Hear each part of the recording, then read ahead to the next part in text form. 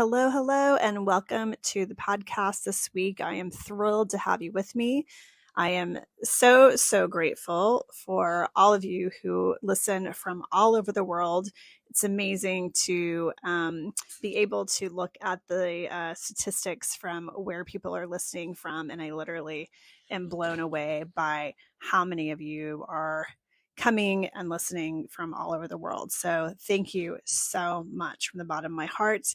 And I am looking forward to continuing these podcasts into 2024 as we navigate this very eventful year that is going on right now. So this past week, especially, I've been a little quiet for the last couple of weeks, just trying to move through these energies, to be honest. It has been one day I'm feeling okay. The next day I am just exhausted. And I have been finding myself needing a lot more sleep recently. And my guides keep telling me to just rest and relax and just not worry about it. I think many of us who are light holders have been in a mode for a very long time of constantly doing and taking care of other people and doing things for the collective. And while we're still doing that just in our day-to-day lives, we are out and about and we are engaging with the world and we are helping to raise the consciousness of those that we come in contact with. That is still a lot of energy that has to be transmuted. And you take just that along with all of the astrological pieces that are going on. And then you, on top of that, add all of the activity that we are receiving from the sun lately, which are an unprecedented amount of solar flares, of CMEs, of geomagnetic storms, of radio blackouts. We just have so much stuff hitting us all at the same time. And I always talk about the fact that this is like a growth spurt and we're going through another growth spurt and we need lots of rest or lots of food or lots of whatever it is. And for me, it's been a lot more sleep. And there's been days where I am sleeping 12 hours a day. And there's other days I'm good. But I think that has been for me and for my circle of friends who are also energetic practitioners and light holders, they're feeling a lot of the same things that I am feeling. And there's also this really dynamic shift that's also happening astrologically that has created almost like a beehive effect of energy that's getting stirred up. And it's with all this energy in Aquarius that we have been going through.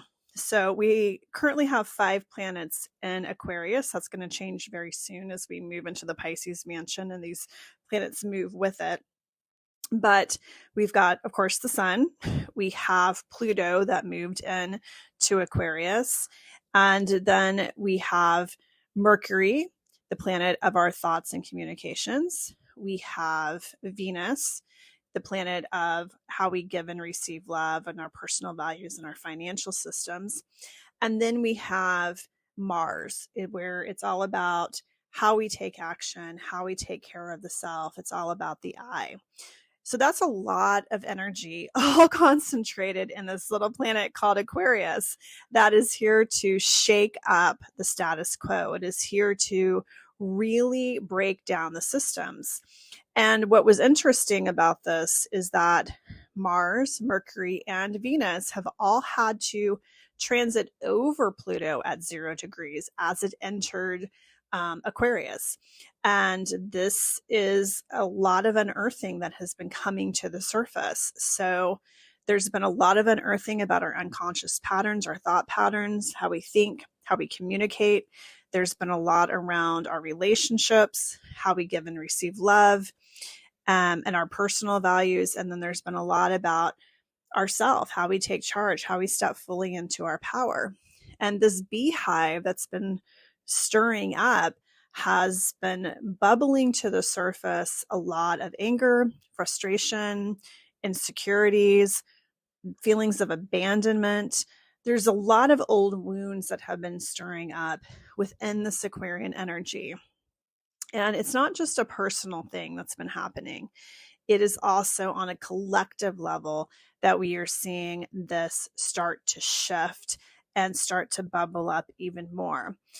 And if you just even are tuned in a little bit to what's happening in the news, there's been a lot of activity this past week that's been very heavy and very hard for the collective. And another reminder of how much more work that there is to do in many ways to help the general collective shift their mindset.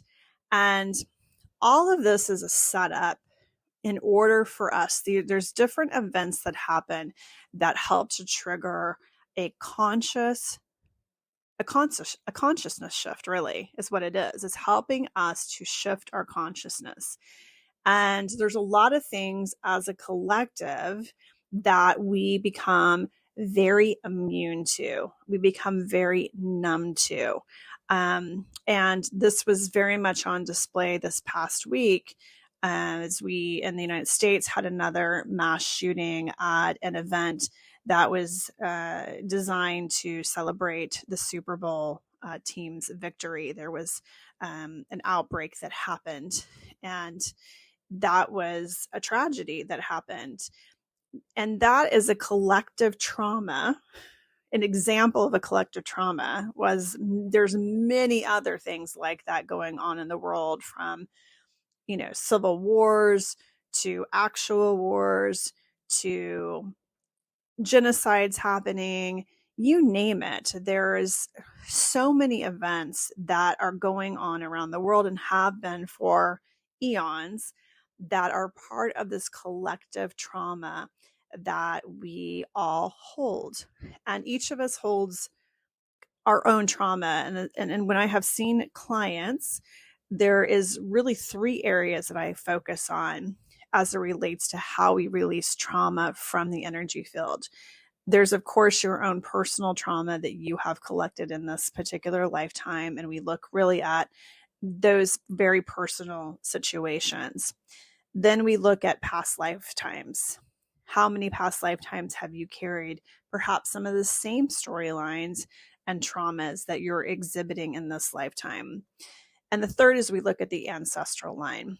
What has been passed down from generation to generation to generation that is then ended up in your lap to clean up and take care of in this lifetime? And within that ancestral component, the ancestral component can be individual experiences that then are so amplified in an individual that it gets passed down either genetically or just through the energy transfer of the energies from generation to generation. But there's also what we have as collective patterns and collective thought forms that we create as we are sharing these experiences with other people. We have these shared collective experiences. And that has become an unspoken trauma that pretty much, I would say, everybody who is walking in a human form today, except maybe the smallest of children who do not have a full comprehension or understanding or awareness or access to the things that could potentially be going on collectively. But obviously, all of the children who are coming in today, pretty much all of them, are sensitive, higher dimensional beings and have higher consciousness. So they are tuned in energetically, obviously, and their higher self is tuned in to what is going on. So these collective situations, these collective experiences, these collective thought forms has a massive impact on us. And as I was thinking about the events that happened this past week, and then I've been, looking at some of the other events that are going on around the world, it occurred to me that this is an area that we really don't give enough attention to. And as we are all dynamically shifting right now, we have a very important event coming up on February 19th, astrologically, that is very much designed to focus on these collective traumas. And that is Chiron, which is the wounded warrior, is moving in and being conjunct with the North Node for the collective in Aries. So Chiron is the wounded warrior. We all have Chiron placements within our individual charts. And depending on the era that you were born in, we have a group depending on the years that you were born in, because Chiron stays approximately 18 months in each sign. We are assigned a sign for Chiron. So it's Aries or it's Pisces or it's Taurus or whatever it is. We have our personal Chiron. Now, just because you were born in a certain time frame and you have Aries doesn't mean that everybody who has Aries is in the same house. That's not true. You could be in a different house placement. So, for instance, I have Chiron in Aries due to when I was born, but it's in the 12th house, where someone else could have it in the 3rd house. And so the theme and what we're focusing on with the Aries and Chiron energy is completely different because of the house placement. But for collective purposes, the Chiron also transits for the collective as well. So it is constantly going in motion. Then the nodes also are part of the collective. We have a personal north node and south node in our chart, and so does the collective. And the north node is our destiny. It is where we are putting our attention, where we're moving towards. Where the south node is what we're letting go of, what we're releasing, what no longer serves us. And in the summer, the nodes changed signs. They were in Taurus and Scorpio. Now they are in Aries in the north and Libra in the south. So what we've been letting go of through this transit is that we've been letting go of overaccommodation. Libra is the bicycle built for two. It is the one that wants to keep balance and harmony at its own cost in most cases. And while it brings beauty to the world and it brings peace and love and all of those great things, out of balance and out of harmony means that it is sacrificing itself for everybody else. It's not putting themselves first. It's putting other things and other people before themselves. With the North Node in Aries, we are being asked individually and collectively to step into our power, to actually look at how are we taking care of ourselves? How are we taking care of making sure that we are really focused deeply on making sure that we have good boundaries in place, healthy boundaries in place, that we are not over sacrificing ourselves, overdoing stuff, all of that, but also how the fortitude, how the strength, and how that kind of warrior energy to go after and really accomplish the things that you as an individual want to accomplish instead of what other people expect of you. That's really kind of the idea around that. And when these two things come together, which is very rare that this happens, Chiron and the North Node coming together is about how are we collectively letting go of these traumas of our personal wounding and getting to a healed place for ourselves, where then that falls into the collective, that spills over into the collective. When we work with Chiron in our individual charts, what it does is it helps to not only heal ourselves, but we are also helping all those other people who have the same Chiron placements heal as well. Each one of us who steps up and says, I'm going to do the work, I'm going to look at this, I'm going to release my wounding, I'm going to act different versus reacting the same way to my wounding, we are able to really help other people because we can be a beacon, an example of the way to do it, and that it can actually happen and we can make a shift, a big shift. Within Aries, the theme around this is hurt people hurt people. Aries is very reactionary when it's not in its highest expression. It is the god of war. And so when you cross it, it is going to want to make sure that you do not cross it again. It is going to take you down. And the mastery level of working with Aries energy in this placement is about looking at a situation and saying, am I able to look at this situation and while it hurt me, not try and take revenge on the person that hurt me, not try and lash out at the person who hurt me, but instead, how can we step back and observe the situation? How can we step back and look at it from the higher perspective of, okay, this was a setup.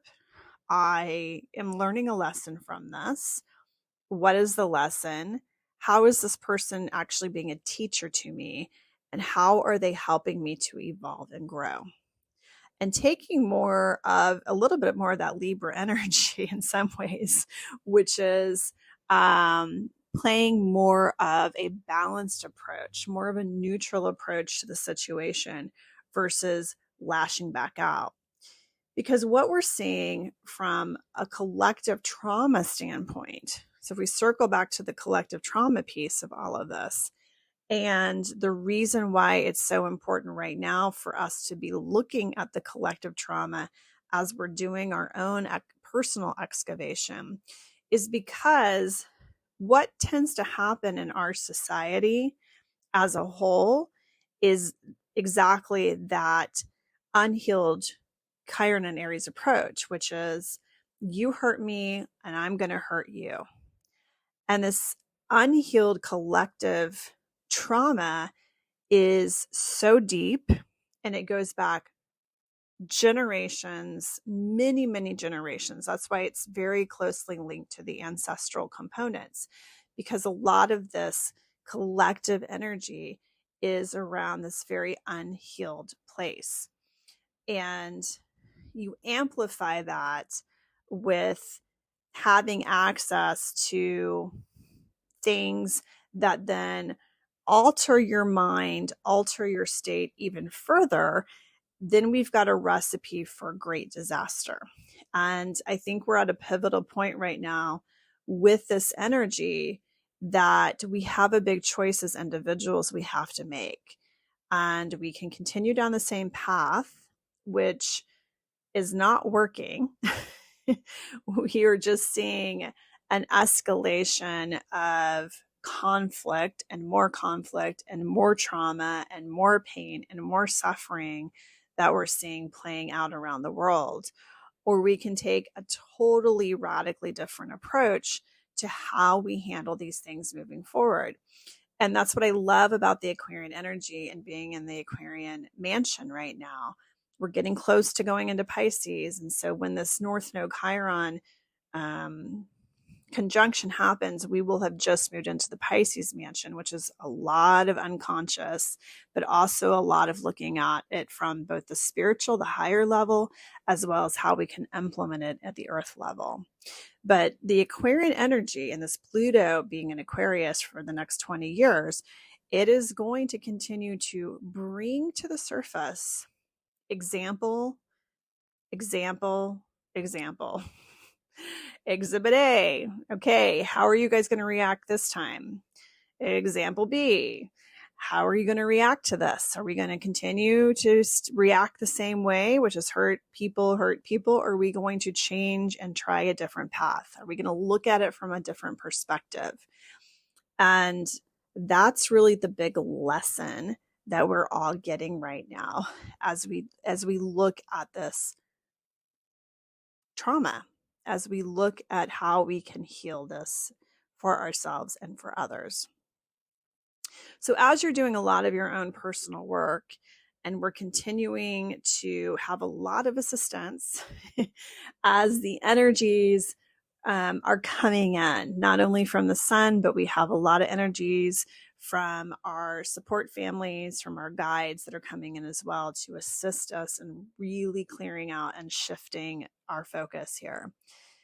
as you take a look at your personal stuff, everything, all the trauma that you have been holding from your experiences in the here and now.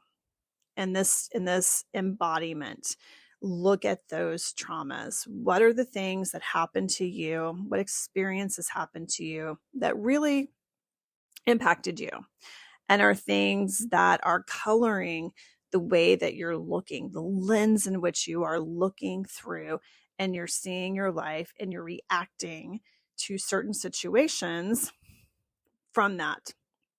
And trust me, you're going to get one example after another for your individual self as well around a shadow, around a trauma that needs to be released.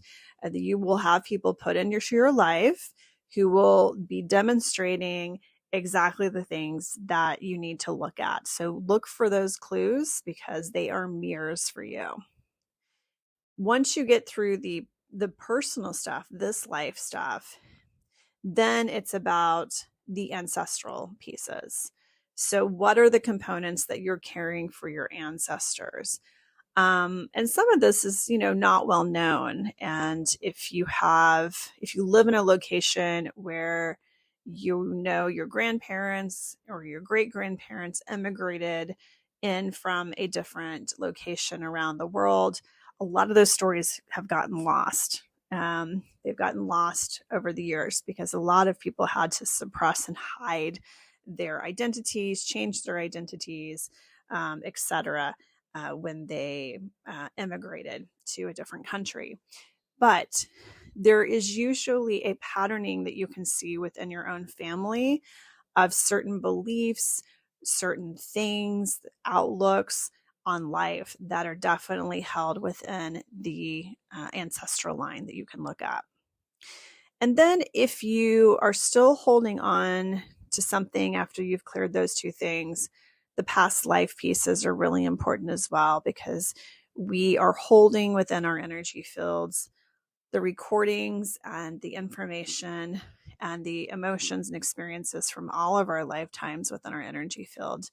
And because we are having an amplification and a timeline collapsing of all of our lifetimes on top of each other, those past lifetime remembrances are coming in strong because they're needing to be cleared in order for us to step further into our true self.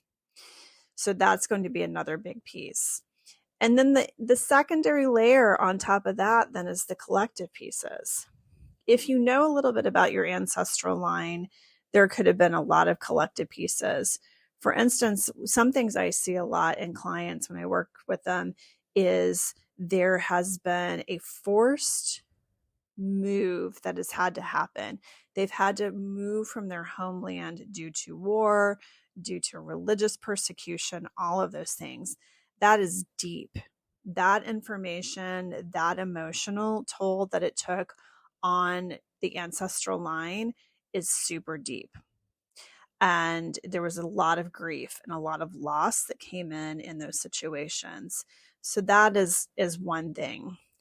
Racism is another deeply emotional and very heavy energetic burden and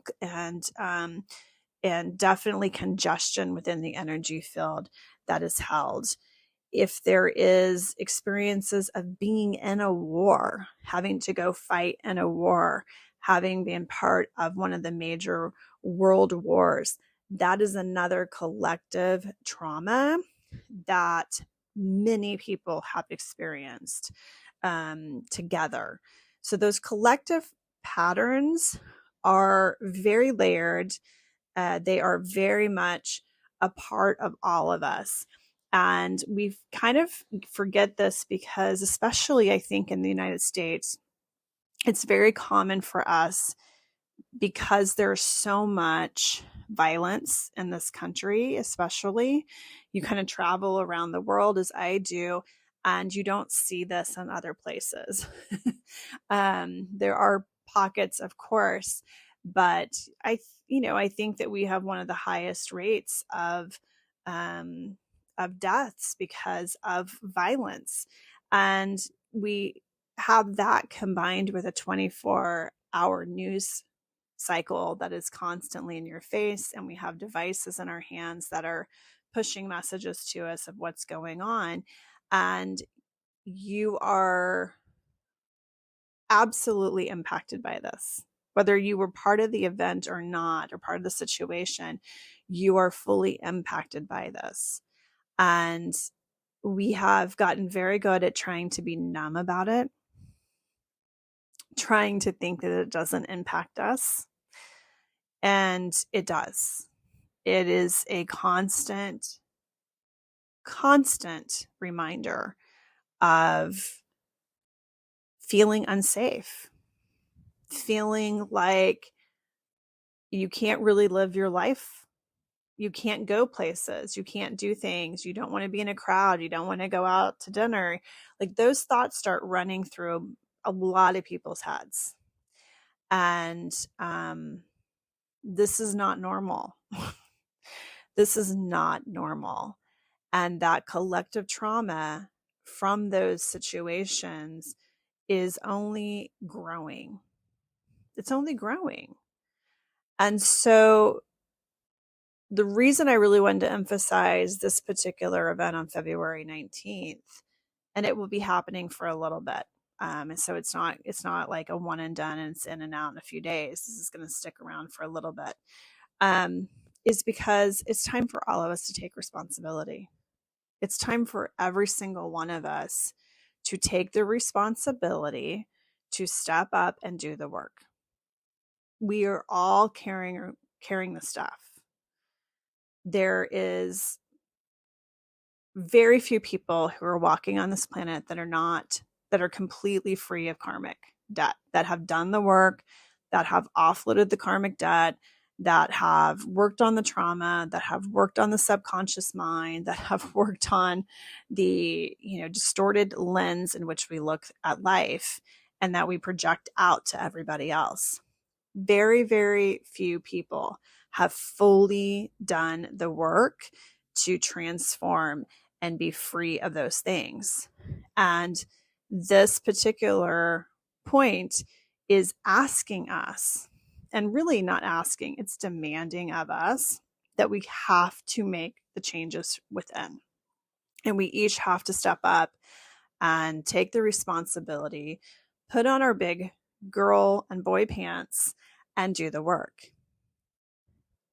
We have to stop blaming other people for the problems.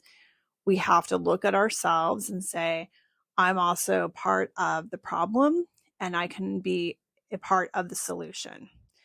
And so instead of going around when people hurt you and hurt your feelings, to have the mindset to say, okay, I'm going to look at this from the 50,000 foot view. I'm going to look at this from the soul level. I'm going to look at this from the highest perspective and understand who I am without the emotions, without the thoughts, without the story, without playing a victim, and instead looking at it from where's the lesson, where's the teacher in all of this, and how is this a growth opportunity for me to be able to be free, truly free of carrying around the burden of the story that I tell myself about the wounding that I'm carrying.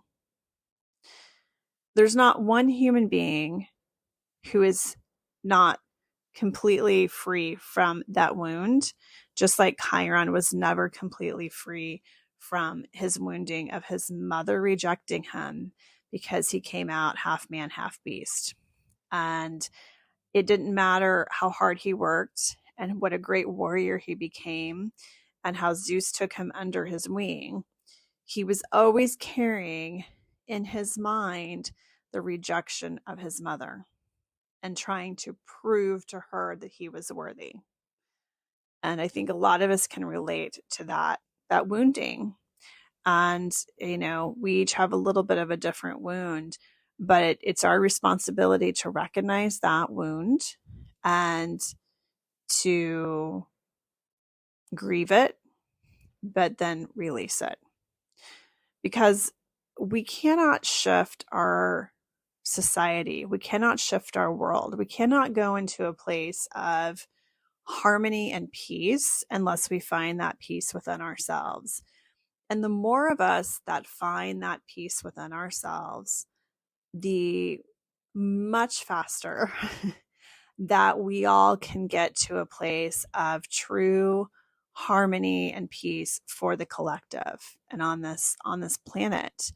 And it takes each of us individually, again, to take the responsibility and step in and do the work. Because we can no longer step back and say, well, it's their problem. It's their problem to do it. They have to find a solution to fix it. No, it's all of our problems. And we collectively have to find a solution to it. And it starts from within. So I hope you all have an opportunity to really sit down and do the exercise, look at yourself, do the work, and at least make the attempt to try and look at the inner to be able to help shift the exterior. And as we move through the rest of February, we, of course, will have the Pisces mansion on the 19th, where we'll be moving more into a flow. It'll be less, a little less movement, but of course, water still moves. But it's much more about that higher vision, that spiritual vision. So I would expect a lot more spiritual insights to come through during the Pisces mansion timeframe. In addition, on February 24th, we have the Virgo full moon, which is a great time to really look at your systems, especially as it relates to your own personal body and what are the things that you're holding on to that need to be released or refined. There's a lot more tweaking and a lot more attention to details as we are in that Virgo full moon, and looking at where are the ways in which we can really tweak the fine details and release the things that are no longer serving us. So as you dig into a little bit more details, again, you can come back to this Chiron conjunct the North Node and look at the details around the woundings that are ready to be released and given over into a new chapter, a new turn. So I hope you all have a wonderful rest of your February.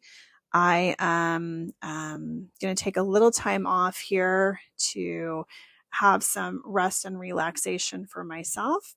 But I will be back with the March astro forecast soon, as well as some updates on some exciting new offerings and ways to work with me. Take care of yourselves.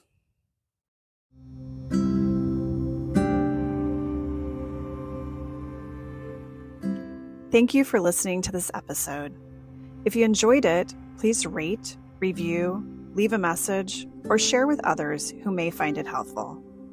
You can engage with me on Instagram, TikTok, and YouTube at The Stina Life. Take care of yourselves, and I will see you next time.